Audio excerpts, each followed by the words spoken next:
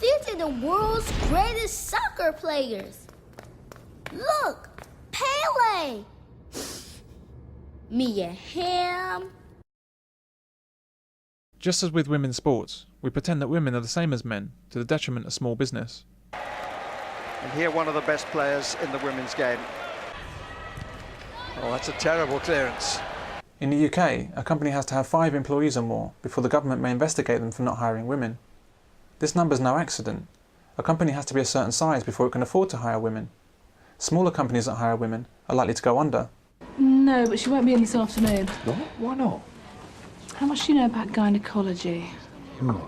With their increased rates of illness, unique women's troubles, lower work rate, shorter hours worked, toxicity to other workers with accusations of sexual harassment and pay gap complaints, and of course, with their right to 52 weeks maternity leave, women are simply not affordable for smaller businesses. Hiring a woman of childbearing age is like inviting a time bomb into a business. Smaller companies have enough challenges, without cancerous women attacking from within. But in larger organisations, public and private, there's huge pressure to hire more and more women. And if they don't, explanations are required, and heads will roll. They stay, or I go. Then you can tell the brass how you lost one of LA's 2 female captains because she was too tough on crime. This is why large organisations are swimming with female workers. A great number of them are being carried by the real work of their male colleagues, who don't have the right to maternity leave, and who can't get away with time off for men's troubles. The size of the business hides their relative lack of productivity, and enables it to manage the toxicity of female employees. I warned you, this office is sexually charged. It amounts to a hostile working environment. Almost every woman here has signed the complaint. You gotta be kidding. Oh, I don't kid about serious issues. What are you doing? I'm asserting the rights of the women in the workplace. Yeah. What are you doing? You do know that shaving doesn't actually get rid of pubic lice. Things still add onto the stubble. You bastards! You're lucky they didn't whack a load of aftershave down there. That would sting. It's also highly flammable. You could have been running around with your balls on fire. If the men were laughing about her breasts being on fire, would she laugh along? Or would the fire brigade and every fireman on that truck be up on charges?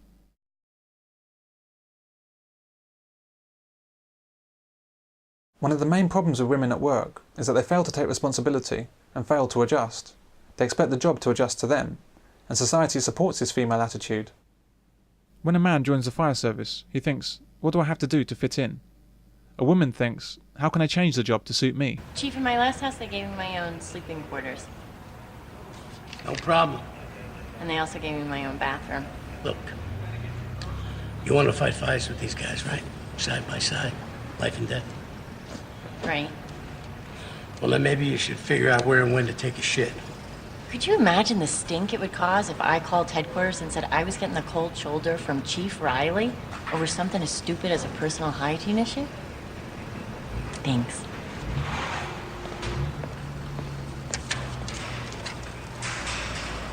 But to big business and to government, toxic women are okay. They're a necessary evil. It's worth it to them to have lots of women on staff, even when they sue their own companies for sexual harassment or discrimination or whatever oppression they're feeling that day. Stephanie Villalba is suing the company for sex discrimination, unfair dismissal and paying her less than her male colleagues. Only last month, the bank was forced to settle a 10-year discrimination battle with 1,000 female employees in the United States.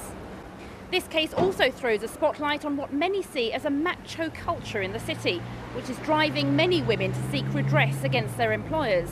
The city doesn't have a macho culture. What it does have is a lot of men who are very good at what they do, and only a few women that can keep up. But instead of looking to improve their performance to equal that of men, women prefer to cry foul. Women out of the home and in the workplace is always going to be a net benefit for big business, and that's why they don't care about losing industrial tribunals or consequences to smaller businesses or families. There's just so much money to be made when they look at the big picture. I have a small business. I'm not saying that I wouldn't hire a woman, but if I had a choice between hiring a woman of childbearing age and cutting out my own kidneys with a spoon, I'd have to get back to you on that.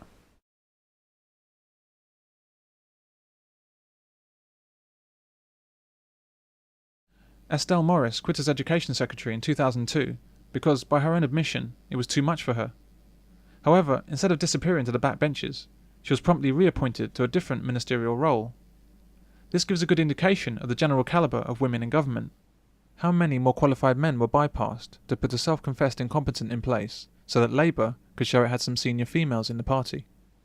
And what are the consequences of all women shortlists for Parliament? And in order to allow progress on women's representation in the House to continue, we'll extend the permission for all women shortlists for parliamentary selection until 2030. I'm also concerned about women-only lists for Parliament because effectively if you get a woman that comes from a female-only list in Parliament, you're going to get substandard people. We don't get the best candidate, we get the best female candidate. If Labour says they need to have these lists in order to get more women into politics. Yeah, well, we've got to get more women into politics. If women don't want to go into politics, why should we push them into it? If women don't want to go out to work when they've had their babies, why should they be pushed into it?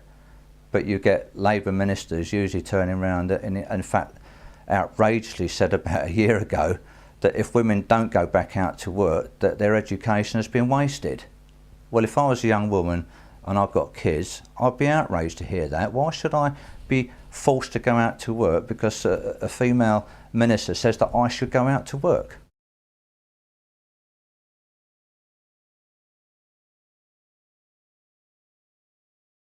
But as well as frequently getting inferior candidates, there is another far more significant problem with female politicians. The problem with females in politics is that they cannot see past their sex. They are fundamentally incapable of being objective about their responsibilities, as male politicians are.